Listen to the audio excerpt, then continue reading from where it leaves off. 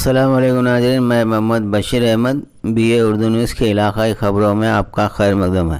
سداسیوپیٹ کے ایک نوجوان کی اچانک موت، چائے نوشی کے 30 منٹ بعد دوستوں سے جدا۔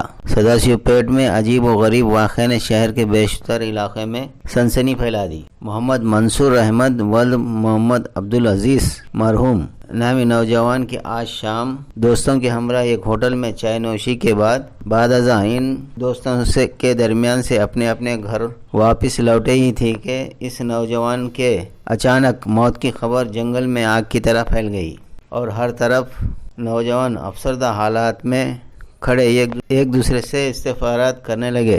نوجوان منصور احمد کی مقامی قبرستان میں تدفین عمل میں آئی۔ نوجوان سارے گھر کی کفالت کا واحد ذریعہ تھا اور اس اکلوتا لڑکا تھا، جبکہ اس کے والد کا پہلے ہی انتقال ہو چکا تھا۔ نوجوان کی اچانک انتقال پر غمزدہ احباب مسٹر محمد عمر فاروق، محمد وحید، محمد عارف، محمد خواجہ، محمد مبین، محمد فیروز، محمد پرویز نے اپنے گہرے دکھ کا اظہار کرتے ہوئے مرحوم نوجوان کو تعزیت کا اظہار کیا۔ سداسیوپیٹ میں آج بھارت بند مکمل طور پر کامیاب۔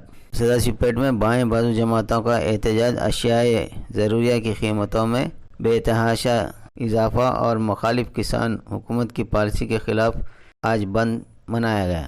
سداسیوپیٹ میں مخالف کسان پالیسی اور اشیاء ضروریہ کی قیمتوں میں بے تحاشا اضافے کے خلاف بائیں بازو جماعتوں، کانگریس، CPI، CPM اور دیگر تنظیموں کے مشترکہ طور پر بھارت بند مکمل طور پر کامیاب رہا۔ اس موقع پر بات کرتے ہوئے کانگریس پارٹی کے مسٹر ستیہ نارائنا، سابق میونسپل چیئرمین، CPI کے سیکریٹری مسٹر محمد تاج الدین، CPM کے سیکریٹری مسٹر پروین کمار نے ریاستی اور مرکزی حکومتوں کی جانب سے کسان مخالف پالیسی اور اشیاء ضروریہ کی قیمتوں میں بے تحاشا اضافے پر شدید تنقید کرتے ہوئے دونوں حکومتوں سے مخالف عوام رویے سے باز آنے کا مطالبہ کیا اور جلد سے جلد اپنی پالیسی میں تبدیلی لانے اور قیمتوں میں اضافے کو واپس لانے کا مطالبہ کیا گیا۔